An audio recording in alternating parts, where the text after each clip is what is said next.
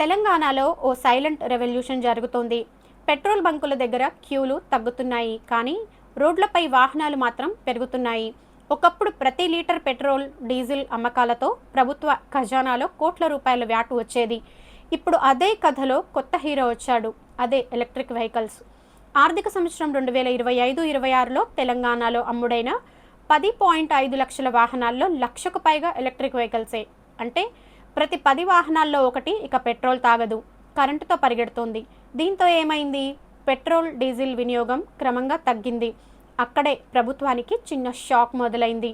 ఆర్థిక సంవత్సరం 2024-25లో ఇంధనంపై వచ్చిన వ్యాట్ ఆదాయం 15,515 కోట్లయితే ఫైనాన్షియల్ ఇయర్ 2025-26లో అది 12,070 కోట్లకు పడిపోయింది.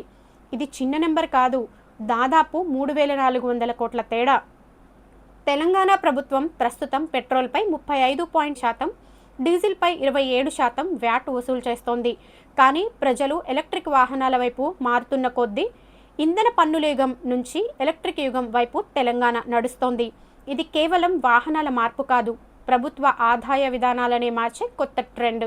ముందు రోజుల్లో రోడ్లపై శబ్దం తగ్గొచ్చు, కానీ ఫైనాన్స్ శాఖలో లెక్కలు మాత్రం పెరగబోతున్నాయి.